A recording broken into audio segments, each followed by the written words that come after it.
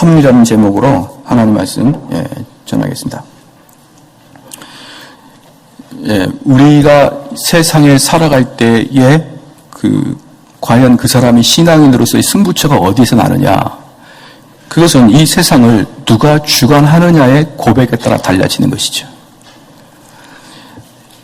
그리스도인들은 이 세상을 하나님이 주관할 것이다 라고 이야기를 하고, 그 다음에 보편적인 사람들은 이 세상과 나의 인생은 내가 주관한다, 인간이 주관한다 라고 생각할 수도 있으며, 또 많은 사람들은 우연에 의해서 이 세상이 이끌어간다 라는 사람도 있을 것이에요.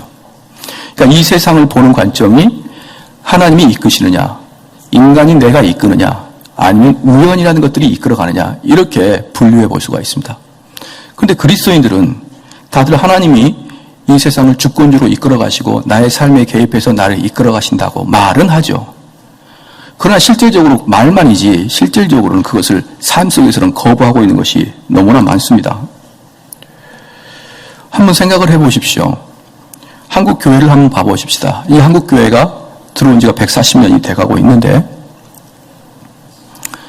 이제 한국 교회는 참 교인이라고 말하기가 좀 어정쩡하고 약간 부끄러운 상태가 되어 있는 것을 여러분 아실 수 있습니다. 이제는 목회자라고 해서 사람들이 목회자란 이유만으로 존경해주고 그런 시대는 이미 끝나고 말았죠. 물론 사회에서 의도적으로 기독교에 대한 폄하와 과장과 왜곡된 보도를 하긴 했지만, 분명한 것은 죄를 진 것은 분명하기 때문에 그렇습니다. 그리고 개인은 어떻습니까?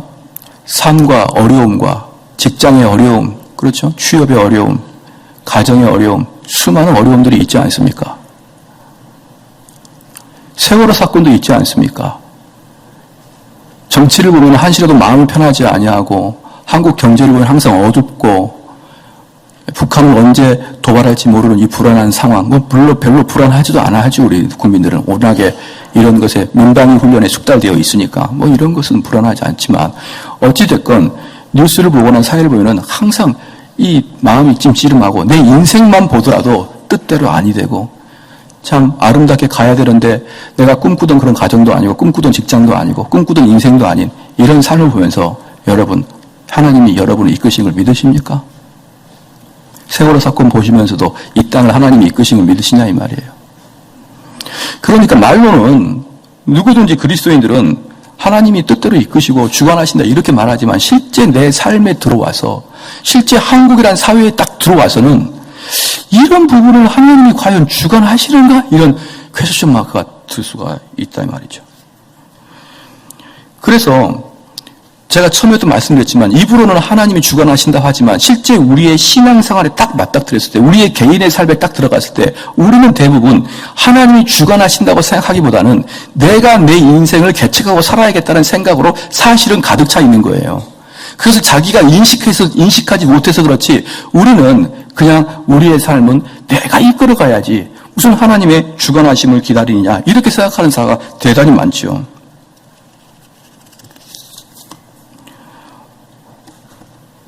그런데 과연 신앙으로 행한다는 게 무슨 뜻이냐, 이것을 우리가 좀 알아야 됩니다. 우리는 이 신앙생활에서 예배가 정말 중요한 핵심 포인트입니다. 그 예배에 대해서 우리 성도들이 성공하지 못한다 그러면 우리는 신앙인으로서 값어치가 없는 것이죠. 그러나 신앙은 예배 시간에 승패가 갈려지는 게 아닙니다. 여러분, 그걸 분명히 알아야 됩니다. 이 예배 시간에 예배당에 나와서 누가 죄를 저릴 것이며, 이 예배 시간에 나와서 누가 나의 본성을 드러낼 수 있겠습니까? 이 예배 시간에는 전부 다 저나 여러분나 가면 딱 뒤집어 쓰고 오는 거예요. 그래서 안착한데 착한 척 하는 거 아닙니까? 그래서 우리의 본성, 우리의 인격, 우리의 신앙은 언제 드러납니까? 일반적인 삶에서 드러나는 것이죠. 그럼 신앙이라는 건 무슨 말이냐면, 예배를 참석했다로 평가하는 게 아니라는 걸 금방 아시겠죠? 신앙이라는 것은 내가 일상생활에서 어떻게 사느냐가 신앙의 결과물인데, 그럼 그 어떻게 사느냐가 무엇이냐 그러면 내가 내 본성대로 살지 않냐고 하나님 말씀대로 순종하여 살아가느냐를 평가받는 것이에요.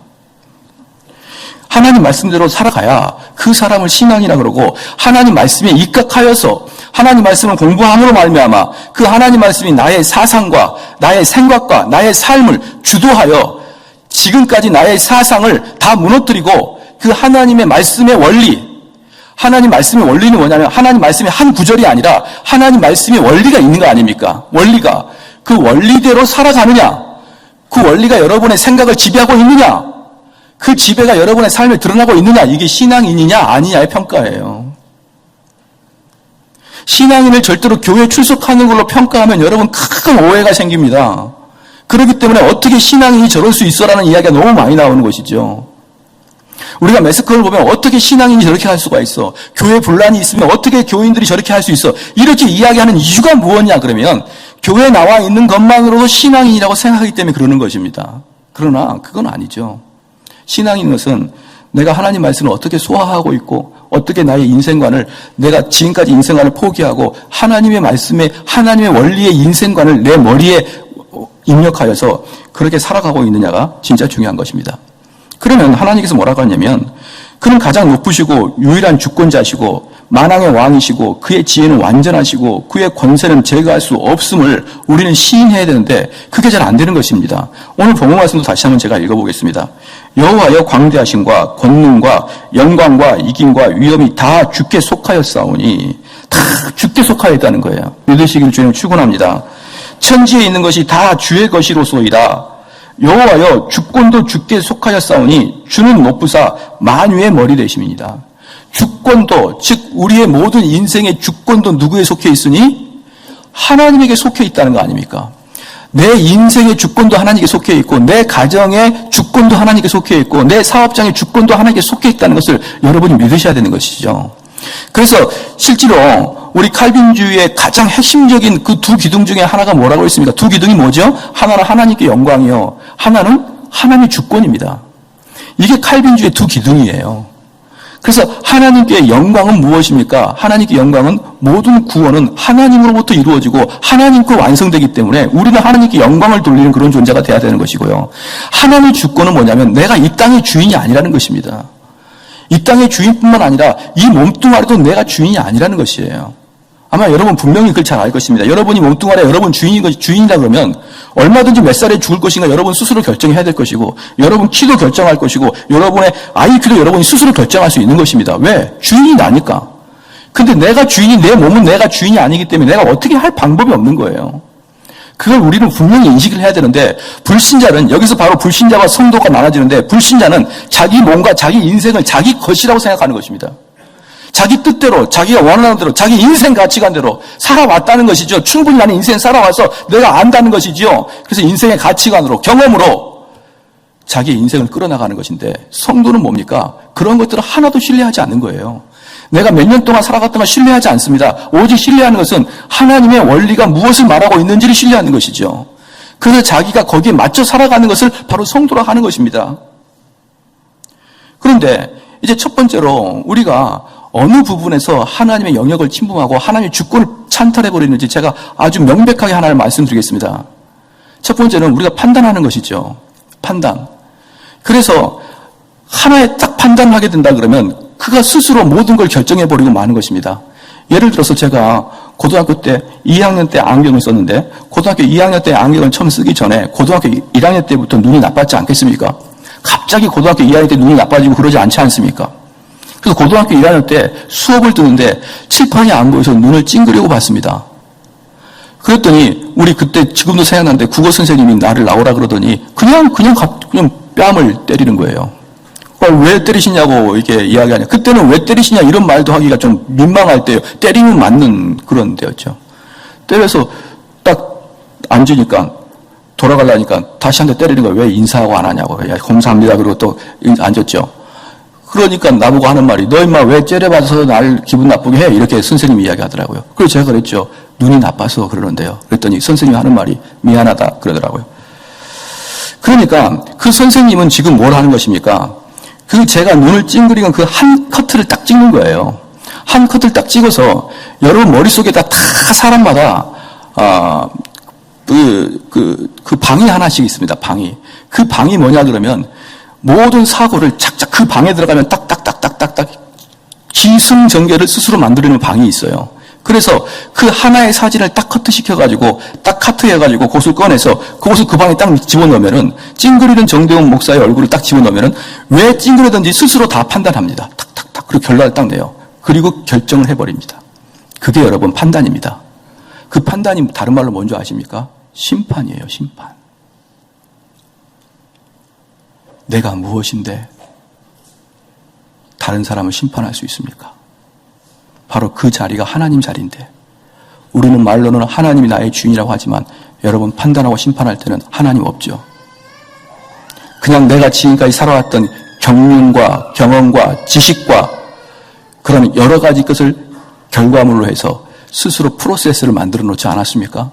그런데 이게요, 시간이 지나면 지날수록 더욱더 강력해집니다.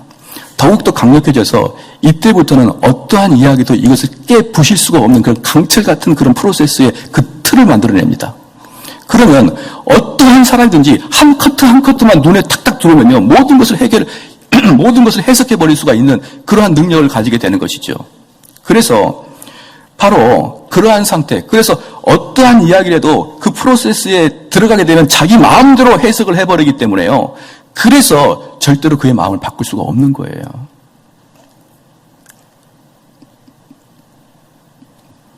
이런 상태를 강팍한 상태라 이렇게 얘기합니다. 강팍한 상태. 더 나아가서 목이 곧은 백성 이렇게 이야기하는 것이죠. 어떤 이야기를 해도 자기 나름대로 해석으로 끝내버리니까. 이 세상에서 가장 무서운 죄는요, 강도가 아닙니다. 간음이 아니에요. 살인이 아닙니다. 왜냐? 이들은 회개할 수 있거든요. 근데 강팍한 자는 회개 못합니다. 왜? 어떠한 말도 안 들리니까. 모든 걸 자기 스스로 판단해버리니까. 강팍한 사람은 회개를 못해요. 그래서 살인보다 훨씬 무서운 게 강팍입니다. 왜? 이들은 지옥을 갈 확률이 많으니까. 오히려 살인자는 자기의 잘못을 깨닫고 회개할 수는 있지만, 강팍한 자는 그 말씀 자체가 안 들리게, 믿음은 말씀을 들으면서 나는데 말씀 자체가 안 들리도록 다 눈과 코와 모든 센스를 닫아버리기 때문에 강팍한 자는 돌아설 수가 없는 것입니다. 사랑하는 성도 여러분, 우리의 인생의 주권은 하나님이라고 이야기하지만 여러분 판단에서 주권자는 누구입니까? 여러분이죠. 그렇기 때문에 우리는 말로는 하나님이 나의 인생의 주인이라 하지만 실질적인 중요한 부분에서는 거절한다니까요. 제가 좋아하는 영화 중에 지난번에도 한번 말씀드렸지만 뷰티풀 마인드라는 영화를 제가 봤습니다. 제가 본 영화 중에서 저는 주로 영화를 적게 보는 편은 아니에요. 자, 재밌는 영화는 일단 보고자 하는 그런 철학을 갖고 있기 때문에 감독이 그 영화를 만들기 위해서 얼마나 고생했냐, 노고를 생각해 주자 해서 영화를 보는 편인데요. 그 중에서도 제가 아주 재밌었던 게 쇼생크의 탈출하고 그 다음에 재밌었던 게 뭐냐면 뷰티풀 마인드예요. 뷰티풀 마인드. 저는 그 영화를 보면서 너무너무 감동을 했습니다. 여러분 안 보신 분들은 회개하고 꼭 봐야 되는 거예요. 그 영화를 보면은 수학 천재입니다. 수학 천재인데 실화를 바탕으로 한 영화인데요. 그 수학 천재는 나중에는 프린스턴 대학교의 수학과 교수고 나중에는 노벨상인지 뭐 수학상인지 받았어요. 노벨상인 것 같아요. 그런 상을 받은 천재에 대한 이야기를 다루는 건데요. 그 사람이 정신병에 걸린 겁니다. 어릴 때부터. 그래서 그 사람은 없는데 자기 머리에는 보여요. 그 사람이. 그래서 그 사람과 대화를 나눕니다. 그럼 남들이 보면 어떻게 할까요? 혼자 그냥 길거리에서 대화를 하는 거예요. 야, 어제는 밥 먹었냐? 이러면서 혼자서. 요즘에는, 깜짝 놀래게 그렇게 정신병 같은 사람이 되게 많아요. 혼자서 걸어가면서 군시렁 거려요. 아유, 쟤도 뷰티풀 마인드인가 보다 보면은 이어폰 끼고 가서 통화하고 있는 걸 보면은 정신병은 아니고 대화를 하고 있는 것인데 이 흡사 정신병자 비슷해 보이죠. 그래서 그 사람도 대화를 하는데 그냥 공중에도 하는데 자기 눈에는 친구가 보입니다. 근데 그에게 끝까지 사람들이 설득했어요. 없는 사람이다. 가짜다, 걔는. 근데 자기는 진짜로 보이거든요. 그런데 그가 누굽니까? 천재 아닙니까? 천재는 누굽니까? 자기의 감성을 이성으로 이길 수 있는 자가 천재 아닙니까? 그래서 자기의 감성, 눈에 보이는 감각을 이성으로 이깁니다. 나중에 어떻게 하느냐? 누가 자기한테 말 시키면 옆 사람한테 묻습니다. 지금 사람이 있습니까? 없습니까? 물어봐요. 그럼 이 사람이 없는데요. 그러면 얘가 아무리 나한테 말 시켜도 끄떡도 안 하고 그냥 가는 거예요. 그렇게 해서 자기의 정신병을 이겨나갑니다. 한 번은 중간에 그 친구가 와가지고 대화를 하면서 자기한테 뭐라고 하냐면 돌 지난 얘기를 갖다가 물에 담궈 놓고 내가 이 얘를 봐줄 테니까 너 가서 빨리 공무를 좀 집행해라. 이제 그렇게 하면서 이 남자 교수한테 일을 하게 하고 자기가 욕탕에 있는 아이를 봐준다 그러는 거예요.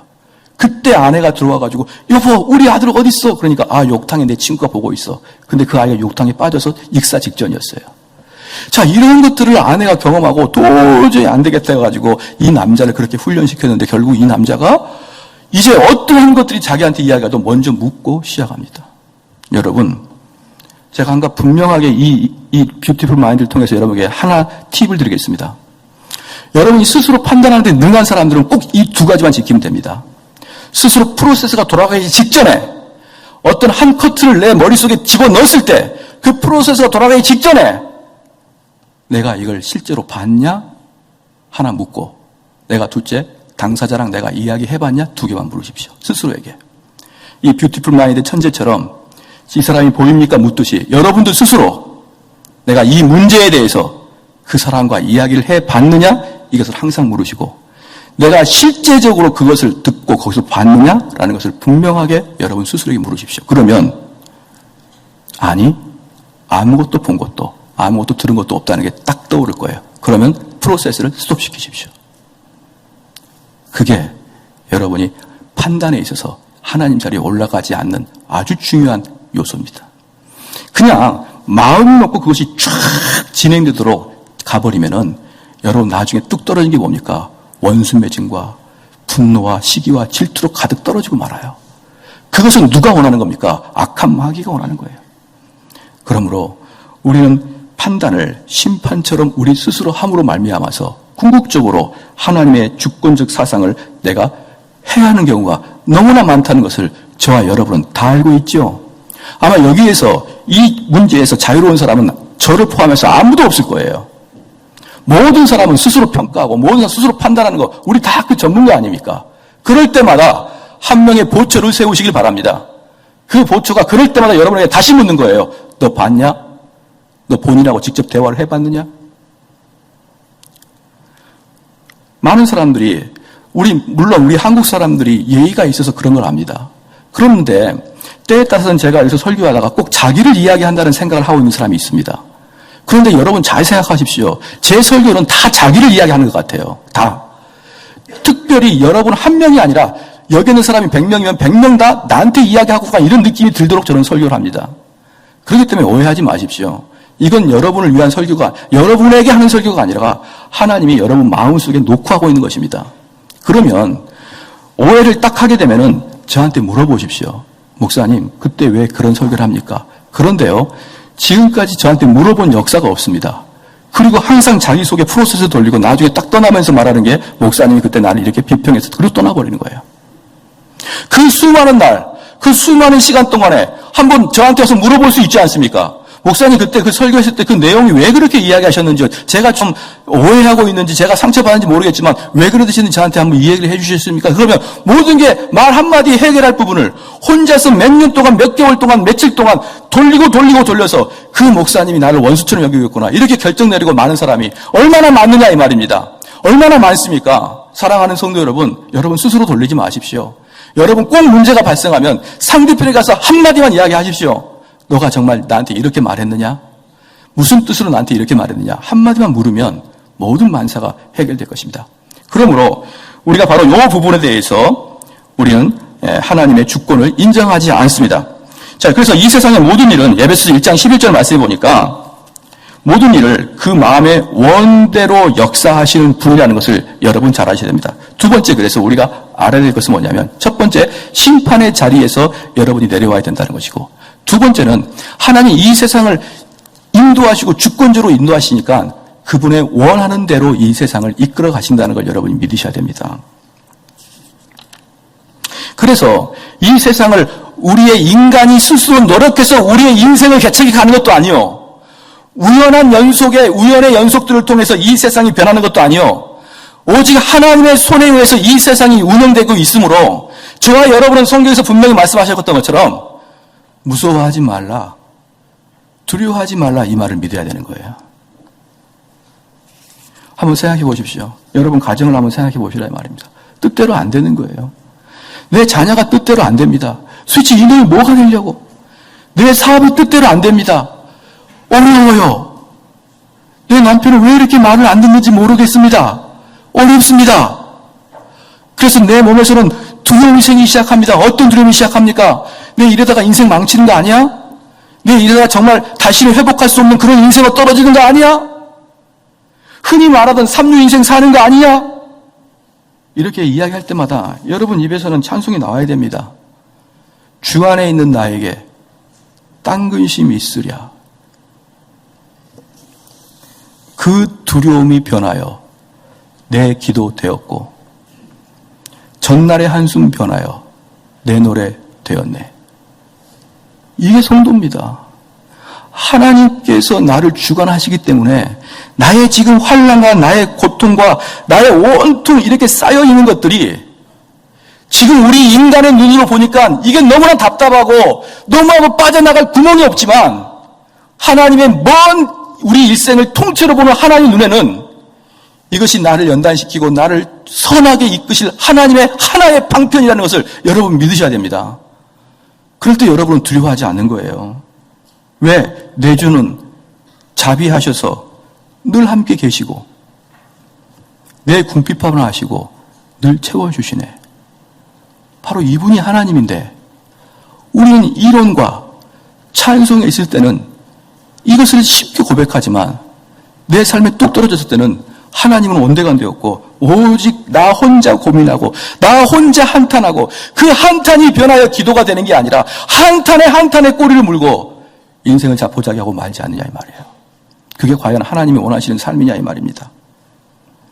로마서 11장 36절에 만물이 주에게서 나오고 주로 말미암아 주에게로 돌아갑니다. 만물이 주로부터 나와서 주께서 이끄시고 다시 주로부터 갑니다. 주에게로 돌아갑니다. 그러니 여러분이 무엇이 두렵습니까? 그러면 목사님 그것은 왠지 긍정적 마음과 또는 마인드 컨트롤과 비슷하군요. 여러분 절대 오해하지 마십시오. 이건 긍정적 사고가 아닙니다. 왜 그러냐 그러면요. 우리가 이 세상 살아갈 때 고난과 어려움이 있을 때 이것은 하나님께서 역사하시는 주권적 섭리 안에 하나구나 이것을 느낄 수 있는 사람, 이것을 자기 삶에 실제로 적용할 수 있는 사람은 긍정적 마음을 갖고 있는 자가 아니고 그의 삶이 매일매일마다 하나님을 최우선으로 생각하는 사람들에게 떠오르는 당연한 생각이에요. 다시 말해서 여러분이 이 땅을 살면서 자기 위주, 여러분 하나님보다 더 높이 올라가는 거 최고가 뭔지 아십니까? 자기 아들, 딸이에요. 아들, 딸 문제만 생각하면 눈 뒤집히죠. 어떻게 아들, 딸이 예수님보다 위에 있는데 여러분이 이 세상 살아갈 때 1등으로 하나님과 예수님을 생각할 수 있단 말입니까? 항상 하나님이 2등이에요. 그 다음에 아들, 딸 말고 누가 있습니까? 사업입니다. 돈입니다. 그러한 것들이 호시탐탐 하나님의 자리를 엿보고 있지요. 그렇기 때문에 뭐라고 했습니까? 우리 예수님을 따르려면은 그것들을 예수님 밑으로 내리고 항상 내 머릿속에서 1등이 예수님이요. 항상 내 머릿속에서 1등이 하나님의 뜻을 알며 1등이 하나님의 뜻을 어떻게 실천할 것이요. 이것에 깊이 공감하고 그것을 깊이 추구하지 않는 사람들은 환난과 고난이 올 때 이 설교를 듣고 당장 가서 그렇구나, 이 인생이 하나님의 뜻에 이루어지는구나 라는 것을 깨닫고 당장 가서 그것을 다시 마음을 돌리지만 일주일만 지나면 다시 원위치가 됩니다. 왜? 나의 1등은 하나님과 예수 그리스도가 아니었고. 사랑하는 성도 여러분, 이렇게 평상시에 하나님과 예수 그리스도를 알아가는 데 있어서 최선을 다한 사람들은 환난과 고난이 올 때는 그것이 곧바로 하나님께로부터 오는 나의 연단이요, 나의 시련의 과정 중에서 이 과정이 끝나면 우리 선하신 하나님은 나를 좋은 곳으로 인도하실 걸 믿게 되게 되었는데, 그러지 않는 사람들은 허구한 날 한숨과 한탄에 쌓여 있게 됩니다. 하나님은 거룩하시기 때문에 죄에 대한 진노에 불타고 있습니다. 여러분은 이걸 믿으셔야 됩니다. 우리 하나님은 의로우시기 때문에 자기를 거역하는 자들에게 심판을 하시기로 약속했습니다. 하나님은 진실하시기 때문에 그 말씀의 장엄한 경고는 성취하십니다. 사랑하는 성도 여러분, 하나님의 약속이 성취되는 걸 믿으십니까? 그럼 하나님을 제 일로 따르지 않는 자에게 하나님께서 그에게 친구가 되어주지 않는 것도 믿으십니까? 하나님 말씀이 선한 말과 나에게 듣기에 좋은 말만 믿지 마시고 하나님의 경고도 같이 믿어야 되죠. 하나님은 능력이 불가능이 없기 때문에 능력이 능하신 분이기 때문에 그를 거역하여 절대로 성공할 자가 없습니다. 하나님은 무소부재하시기 때문에 어떠한 난제도 하나님을 지배할 수 없습니다. 하나님은 스스로 자존하시기 때문에 이 땅에서 우리의 행동이 아무런 하나님께 영향을 미치지 못합니다. 사랑하는 성도 여러분, 우리가 이 땅에서 어떻게 하느냐에 따라서 하나님이 변화되지 않는다 이 말이에요. 그럼 제가 여러분에게 하나만 물어보겠습니다. 이 지구의 주인은 누굽니까? 하나님이죠. 이 지구의 주인은 하나님이에요. 왜냐하면 하나님이 직접 만드시고 지금도 운영하시고 지금도 공존과 자연을 딱 멈추면 다 죽어버리고 말겠죠. 다 하나님이 지금까지 이끌어 주시는 게 지구의 지구입니다. 그러면 인류가 환경을 파괴하고 인류가 석유를 막 쓰게 됨으로 말미암아 지구가 온난화, 그 다음에 엘니뇨 이런 걸 통해서 지구가 멸망할까요? 안 할까요?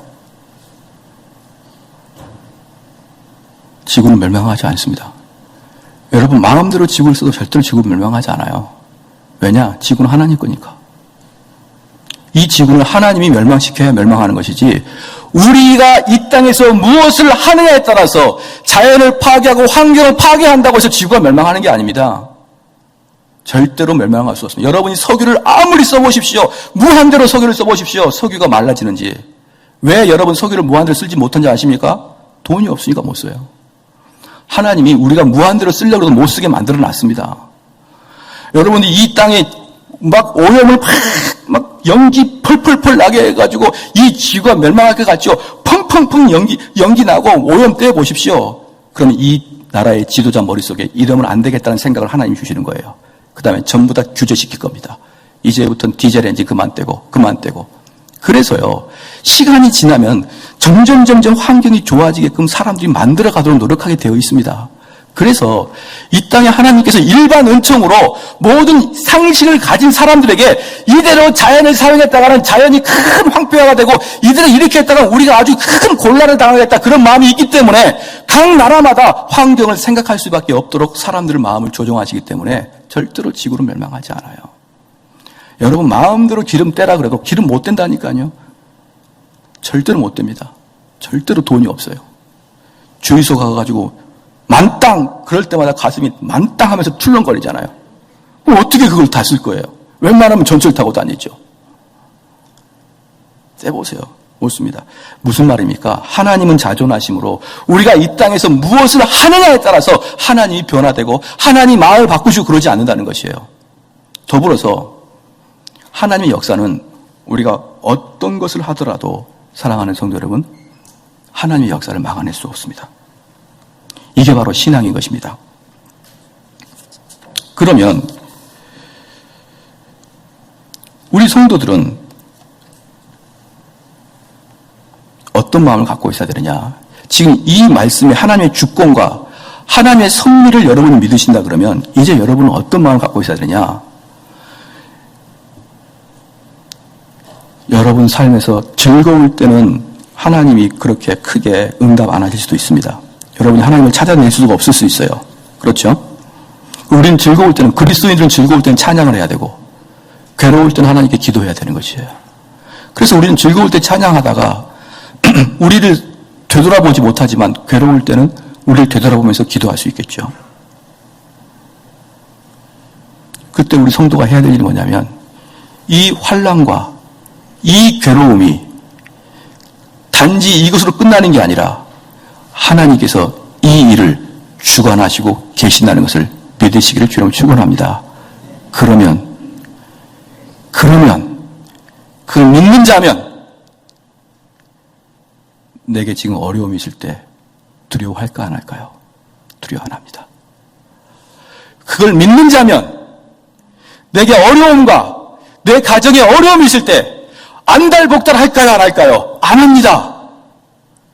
전혀 마음의 동요가 없는 것이에요. 왜냐? 하나님께서 이 나라를 하나님께서 끌어가실 것이고, 하나님께서 내 가정을 끌어갈 것이고, 하나님께서 내 인생을 끌어가시기 때문에 지금의 환난은 내일의 선이 될 것을 알고 있기 때문에 그렇습니다.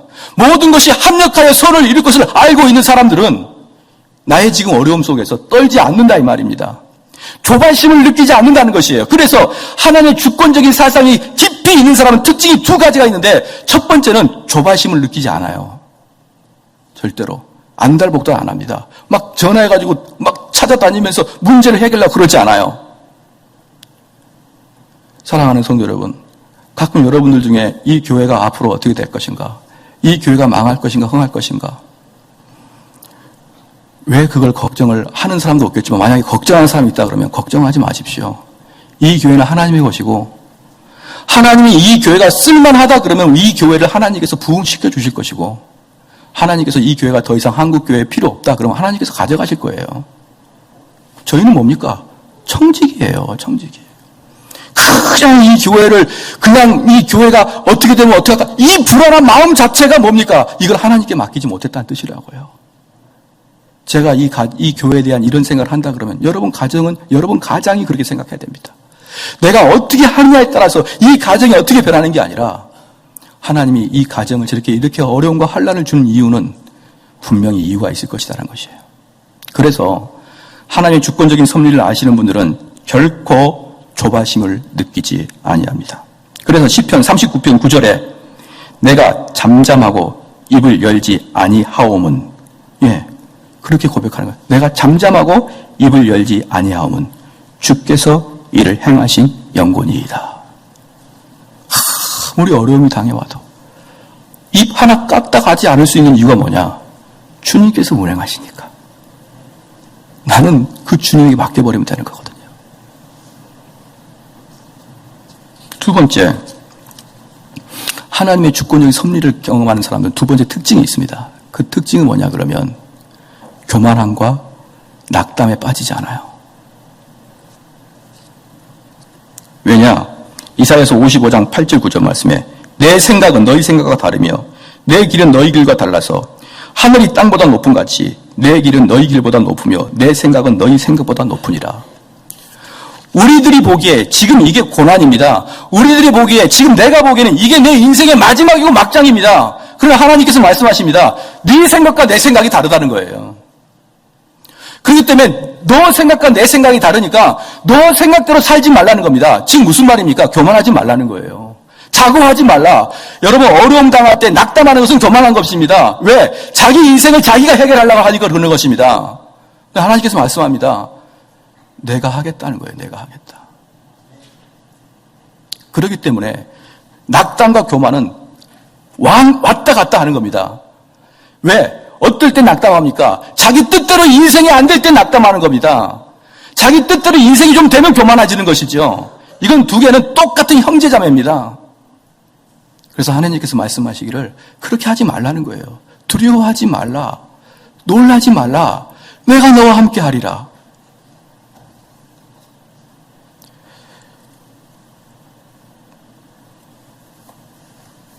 여러분, 그러면 우리는 여기서 데살로니가전서 5장 21절 말씀에 그러면 우리 성도들은 어떻게 살아야 되나 이게 나오는데 범사에 헤아려 좋은 것을 취하라 이렇게 나왔습니다.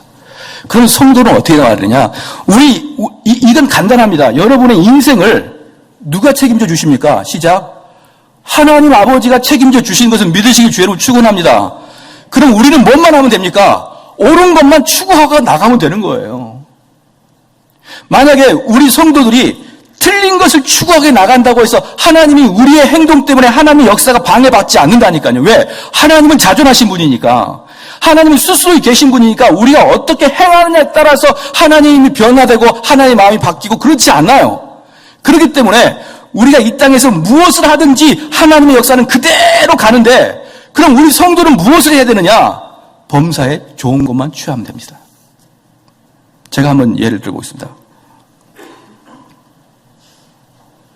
바로를 보십시오. 바로에게 하나님께서 분명히 모세를 통해서 하나님의 백성들을 사막에 가서 예배를 드리고자 그렇게 바로에게 얘기했습니다. 그것은 하나님의 뜻입니다. 그런데 감히 바로가 그 하나님의 뜻을 거절할 겁니다. 바로가 하나님을 대항해서 거절한 겁니다. 그러면은 그 하나님의 뜻이 성취가 됐을까요? 안 됐을까요? 당연히 됐죠. 홍해를 건너므로 인해서 이스라엘 사람들은 구원을 얻어냈습니다. 바로가 아무리 세상에 강력한 왕일지라도, 아무리 군사력이 강하고 아무리 권세가 셀지라도 하나님 앞에서는 저나 여러분이나 바로나 똑같은 존재입니다. 근데 그 무지한 바로가 자기가 권세가 있다고 교만하여서 하나님의 뜻을 거절하고 반대하자 바로의 백성들은 그 홍해가 멸절의 시간이었고 이스라엘 백성에게는 구원의 시간이었습니다. 그래서 여러분들은 어디에 속해야 됩니까? 범사에 헤아려 하나님의 뜻에 속해야 됩니다.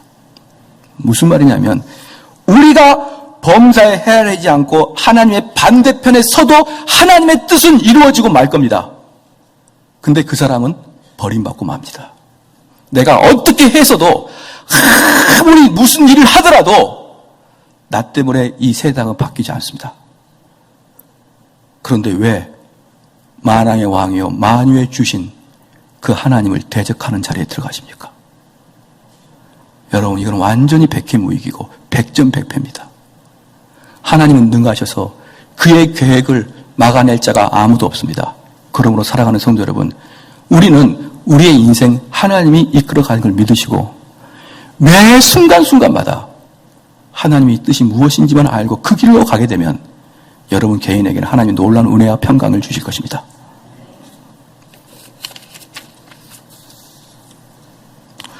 또 하나 이제 마지막으로 말씀드리겠습니다. 그럼 세 번째입니다. 크게 세 번째입니다. 그러면 이 하나님의 이 섭리를 듣는 사람들은 어떠한 삶을 살아가느냐? 왜 하나님께서 우리에게 이렇게 섭리로 어떤 사람은 잘 되게 하고 어떤 사람은 못 되게 하냐? 잘 들어보십시오. 이스라엘 사람들이 가나안 땅에 들어갔을 때, 처음에 가나안 땅에 들어갔을 때 엄청나게 큰 성이 있었습니다. 그게 바로 여리고성이에요. 이게 왜 여리고성이 그렇게 크냐 그러면 보통 성들은 다 산을 끼고 그래서 지형을 이용하여 성을 만듭니다. 특별히 예루살렘 성 같은 경우는요, 움푹 들어갔다가 이렇게 올라가는 성루 위에 또 성이 쌓여 있어요. 그렇기 때문에 예루살렘은 철옹성입니다. 그래서 이렇게 지형을 이용하여 성을 쌓는 것이 대단히 지혜로운 것이죠. 아마 여러분 남한산성, 북한산성 가면 다 산을 통해서 아마 성을 쌓은 걸 볼 수 있을 것이에요. 근데 여리고는 평지입니다. 그래서 지형을 이용할 수가 없습니다. 그래서 성을 튼튼하고 높게 쌓아야 되는 것이죠. 근데 그 성을 우리 하나님은 이스라엘 백성이 손 하나 까딱 하지 않고 무너뜨려 버렸습니다. 가나안 땅에 들어갈 때 손 하나 까딱 하지 않고 그 엄청난 성을 무너뜨렸습니다. 그런데 그 다음부터는 결코 그런 역사가 없었습니다. 이스라엘 사람들이 가나안 땅에 들어가서 여리고성 외에는 전부 다 손수 칼로 다 점령해야 되었습니다. 그럼 묻겠습니다. 왜 여리고성은 손도 대지 않고 무너뜨렸고 왜 다른 성들은 손수 칼을 들어야 정복해야 됐을까요? 그 이유가 무엇이겠습니까? 또 하나, 다니엘은 사자의 입을 봉해버림으로 말미암아 사자 굴에서 다니엘이 살아났습니다. 또한 다니엘의 그 세 친구들은 풀무불에서 우리 주님이 건져내셨습니다. 그들을 주님께서 고난과 환난과 순교의 자리에서 그들을 살려주셨습니다. 그러나 히브리서 11장 36절 37절 말씀에 또 어떤 이들은 희롱과 채찍질뿐 아니라 결박과 옥에 갇히는 시험도 받았으며 돌로 치는 것과 톱으로 켜는 것과 시험과 칼에 죽는 것을 당하고 양과 염소의 가죽을 입고 유리하여 궁핍과 환난과 학대를 받으니 어떤 사람은 사자 입을 막아서 살리고 어떤 사람은 톱으로 켜서 죽이십니까? 이유가 뭘까요? 어떤 차이가 있을까요? 왜 스데반은 똑같은 설교를 하고 돌로 쳐 죽임을 당하고 어떻게 베드로는 옥에서 탈출할 수 있었을까요? 그 이유가 뭘까요? 그 이유는 하나님 마음대로입니다. 이유가 없어요. 하나님의 주권적인 뜻의 역사, 하나님의 기쁘신 역사입니다. 그래서 왜 베드로는 살았지? 왜 스데반은 죽었지? 이렇게 고민하는 것 자체가 하나님의 주권을 몰라서 가는 거예요. 여러분, 우리 주님께서는 시편 8편 18편 말씀에 내 하나님 여호와를 기억하라. 그가 네게 재물을 얻을 능력을 주셨습니다. 어떤 사람에겐 재물을 능력을 주시고 어떤 사람에겐 가난하게 만들었을까요? 하나님의 주권적인 뜻입니다. 요한복음 5장 1절 9절에 보면은 베데스다 연못에 38년 된 병자가 있습니다. 거기에는 수많은 각색 병자와 그 다음에 소경과 절뚝발이가 팔 마른 자들이 엄청나게 있었습니다. 엄청나게 많았습니다. 그리고 물이 동하면 제일 먼저 점프해서 들어간 사람이 병이 난다는 소문 때문에 모든 사람들이 거기에 앉아가지고 물이 동하기만을 기다리고 있었습니다. 그런데 그 많은 사람 중에 유독 38년 된 병자를 우리 주님이 찾아가서 그를 고치신 이유가 무엇일까요? 시작. 주님이 기쁘신 뜻대로 하실 겁니다.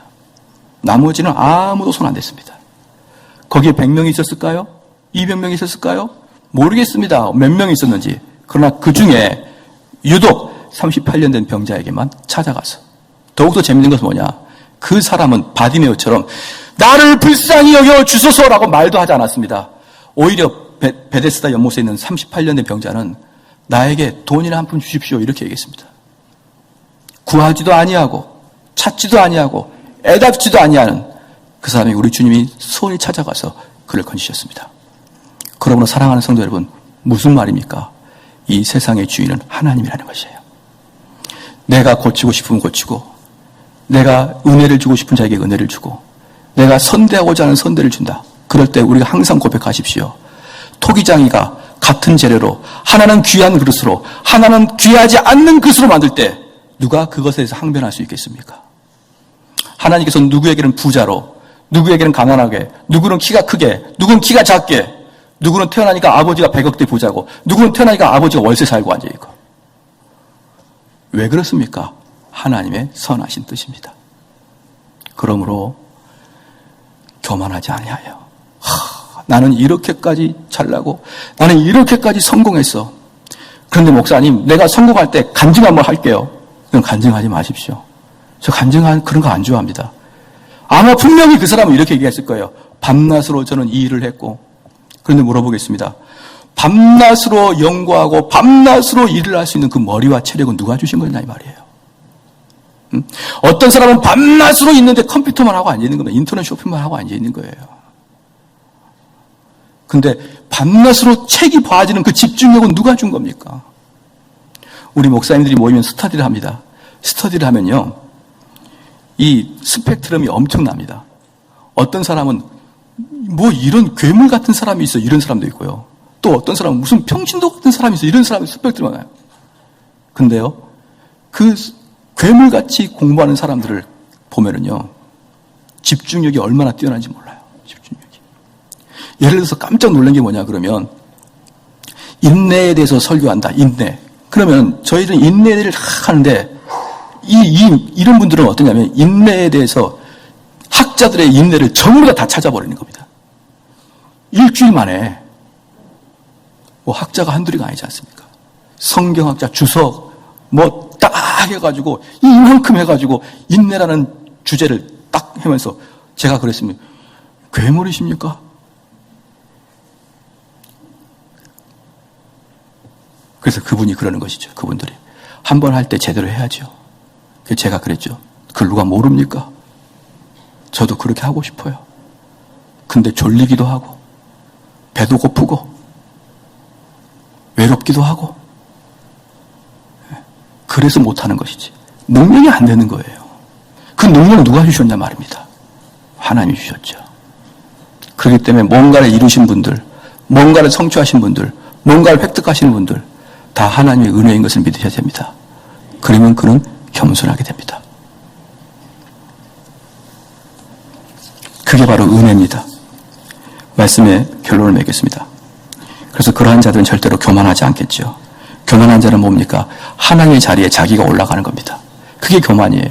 그래서 아까도 말씀드렸듯이 판단하지 마시고, 스스로 자기가 옳다고 여기지 마시고, 스스로 모든 걸 통제하려고 여기지 마시고, 스스로 사람들한테 나한테 고맙다는 말 듣고자 하지 마십시오. 잘 들어보십시오. 우리는 주로 감사합니다, 고맙습니다, 그걸 누구한테 합니까? 벌써 억양 자체가 하나님께 하는 것 같잖아요.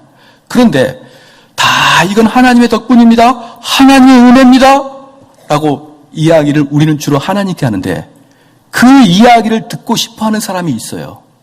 다 이건 당신 덕분입니다. 당신 고맙습니다. 자기도 모르는 사이에 하나님 되고 싶어 하는 겁니다. 하나님이 받으실 칭송을 자기가 받고 싶어 하는 거예요. 이런 세세한 것들의 손에서 왜 이렇게 세세하게 짚어나가느냐 그러면 우리는 크게 우리의 모든 주권은 하나님께 달렸습니다. 이렇게 이야기할 수 있죠. 그러나 여러분 삶에 쑥 들어와서 세세하게 하나씩 보십시오. 정말 하나님 주권을 인정하고 있는지 아니면 진짜 내 삶 내가 개척하고 내 뜻대로 살아가는지를 비교 분석해 보십시오.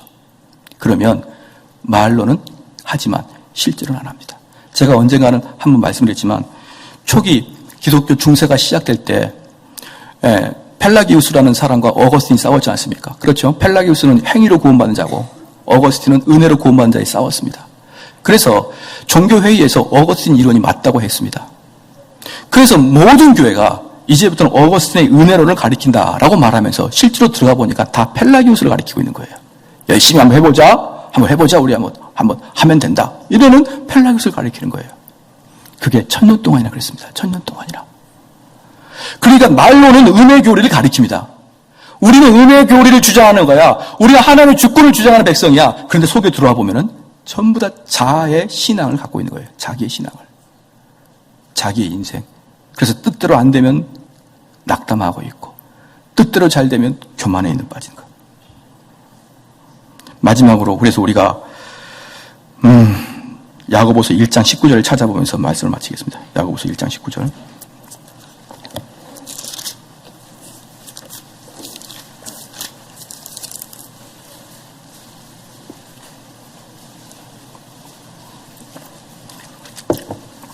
야고보서 1장 19절 같이 한번 읽겠습니다. 시작. 내 사랑하는 형제들아 너희가 알거니와 사람마다 듣기는 속히 하고 말하기는 더디하며 성내기 더디하다. 그렇습니다. 겸손한 자는 듣기를 속히 하고 말하기를 천천히 합니다. 그럼 이러한 자가 어떤 자냐? 21절 다 같이 읽겠습니다. 시작. 그러므로 모든 더러운 것과 넘치는 악을 내어버리고 능히 너희 영혼을 구원할 바 마음에 심긴 도를 온유함으로 받아. 이런 자는 온유한 자입니다. 이게 특징이 뭐냐면요. 온유한 자의 특징이 뭐냐 그러면 듣기는 속히 하고 말하기를 천천히 하는 자입니다. 그런데 왜 이들이 듣기를 속히 하고 말하기를 천천히 하냐? 겸손하기 때문에 그러는 거예요. 겸손하기 때문에. 주인님 말씀하소서 제가 듣겠나이다. 그래서 주의 말씀을 듣기를 좋아하고 말하기를 천천히 합니다. 자, 이들이 온유한 자인데 그럼 온유한 자가 어떤 자냐? 심령이 가난한 자는 그 다음에 뭐죠? 심령이 가난한 자 그 다음에 뭡니까? 애통하는 자는 복이 있나니. 심령이 가난한 자는 복이 있나니. 두 번째는 애통하는 자는 복이 있나니. 세 번째는 온유한 자는 복이 있나니. 그럼 우리가 이 온유는 그냥 온유가 되는 게 아닙니다. 애통해야 되고 심령이 가난한 자만 온유가 됩니다. 지금 무슨 말이에요? 겸손한 자만이 온유가 된다는 거예요. 애통하고 심령이 가난해야만 온유가 됩니다. 그럼 온유한 자 다음에 뭡니까? 시작. 의에 줄이고 목마른 자입니다. 즉 겸손하고 온유한 자는 하나님 말씀에 줄이고 목말라 하는 자예요. 그러니 교만한 자는 절대로 하나님 말씀 상고하지 않습니다. 그들이 상고하는 것 같지만 교만한 자는 그것을 자기의 이론을 펼치기 위해서 상고할 뿐이지 이 말씀을 통해서 내가 내 속에 조명을 받고 내 속에 어떤 악한 것이 있는지를 살피지 아니합니다. 그래서 우리는 신앙생활 대충 얼버무려서 하지 마시고 여러분 인격 하나하나를 살펴보시기 바랍니다. 내가 어느 부분에서 하나님을 업신여기고 있느냐, 내가 어느 부분에서 하나님의 주권을 찬탈하고 있느냐, 내가 어느 부분에서 교만하고 있느냐, 내가 어느 부분에서 낙담하고 있느냐, 내가 어느 부분에서 온유하지 못하고 승기를 내고 있느냐 한번 살펴보시기 바랍니다. 그러면 우리의 영혼이 청나하게 드러나는 것이에요. 그럴 때 여러분들이 인내할 수 있는 것입니다. 사랑하는 성도 여러분, 그래서 오늘의 말씀의 결론이 뭡니까? 이런 과정을 거치는 자만이 참된 인내가 되는 거예요. 내가 참자 그래서 되는 게 아니고 인내는 그냥 제목이고 이 인내까지 오기 위해서는 하나님의 주권부터 들어가야 되는 것입니다. 하나님의 주권을 알아야 내가 고난이 와도 참고 인내하는 겁니다. 하나님께서 나를 섭리로 이끄신 걸 알아야 내가 고난 속에서도 기뻐함으로 인내할 수 있습니다. 우리 한번 말씀을 생각하면서 같이 한번 기도하겠습니다. 기도할 때 하나님의 주권을 말로만 섬긴다고 하지 말고 정말 실제로 나의 삶에 하나님의 주권을 인정하는 자 되게 하여 주시옵소서. 기도하여 주시고, 그러므로 교만함과 낙담함 갖지 않게 도와주시고, 교만한 자는, 마음이 자고한 자는 겸손하게 하여 주시옵고, 낙담한 자는 담대하게 예수 그리스도한테 나가는 시간 갖겠습니다. 기도합니다. 아버지 하나님, 역사하여 주시옵소서. 주여 아버지, 이 말씀을 품고 우리의 삶의 아버지여 역사하시면 줄 때 하나님 아버지여 정말 옳은 길을 앞에 갈 수 있게 하여 주시옵소서. 주여 하나님의 놀라운 아버지 하나님의 아버지여 이 일들이 우리에게 있는하게 도와주시옵소서. 하나님 아버지의 역사하심이 아버지 우리에게 더욱더 강하게 임재하게 도와주시옵소서. 주여 하나님에게 아버지 얼마나 많이 우리가 아버지 이 일을 아버지 떠났고 아버지 얼마나 우리가 많이 이 길에서 우리가 낙담해 있는지요. 우리가 아버지 자고하지 아니하게 도와주시옵고 하나님 아버지 우리가 그리하여 아버지 나의 모든 것이 은혜가 하나님께 온 것을 알게 하여 주시옵소서. 하나님의 주권적으로 역사하신 걸 알게 하여 주시옵소서. 정말 누구에게 아버지 잘하고 아버지 누구에게 더 선을 베푸는 것은 온전히 하나님의 역사하신 걸 알고 있사오니 온전히 하나님의 아버지 능력 때문에 아버지 속해 있는 걸 알고 있사오니 주의 아버지 우리의 아버지 은혜를 아버지 그곳에 되게 하여 주셨고 아버지 우리의 마음속에 아버지 낙담함은 또한 아버지 자고함의 다른 마음인 걸 우리가 알고 있사오니 아버지 우리 마음속에 그 자고함을 아버지 갖지 않게 하여 주시었고 주의 하나님 놀란 아버지 은혜가 우리를 다시 한번 아버지 말씀으로 똑바로 서게 하여 주시었고 예수 그리스도 나올 때 아버지 담대함으로 그 아버지 은혜의 보좌에 나오게 하여 주시옵소서. 하나님 말씀을 들을 때마다 우리의 그 말씀의 아버지 우리를 아버지 순복하는 자가 될 수 있게 하여 주시옵소서. 그래야 항상 좋은 것을 택하는 자가 될 수 있도록 하나님 역사하여 주시옵소서. 하나님 아버지 감사합니다. 하나님 아버지여 우리가 하나님의 품에 들어가기 전까지는 결코 만족할 수 없다고 말하는 어거스틴의 말을 기억하게 하여 주시옵소서. 정말 우리 이 세상에서 험난하다고 하면서 이 세상은 삶의 전쟁이라고 하면서 스스로 그 삶을 뛰어들며 자기 일을 자기 스스로 개척해 나가려고 하는 경우가 너무나 많습니다. 하나님 이것은 인간성이 좋음이 아니요 하나님을 향한 불신앙이라는 것을 알게 하여 주시옵소서. 주여 우리의 인생은 하나님께 달려있으니 우리는 매일매일 삶에서 좋은 것만을 선택할 수 있는 자가 되게 하여 주시옵소서. 행여 하나님에게 반항하고 하나님의 뜻에 거스리는 행동을 하여서 주님으로부터 저주를 받을 수 있는 그러한 자리에 가지 아니하게 도와주시옵고 오직 무엇이 옳은가를 분별하는 자가 되게 하여 주시옵고 하나님의 뜻대로만 살아갈 수 있게 해달라고 하나님께 간곡하게 부탁하는 우리 성도가 되게 하여 주시옵소서. 하나님 이 시간에 또한 말씀을 듣고 또한 귀한 예물을 주 앞에 드리는 이 시간에 형식적으로 습관적으로 드리지 않게 도와주시옵고 나의 마음과 나의 영을 한꺼번에 주 앞에 드릴 수 있는 귀한 시간 되게 하여 주시옵소서. 그리하여 이 예배와 이 헌물이 한꺼번에 하나님께 연락되게 하여 주시옵고 그 예물을 주께서 기쁨으로 받아 주시옵소서. 감사드리며 예수님의 이름으로 기도합니다. 아멘.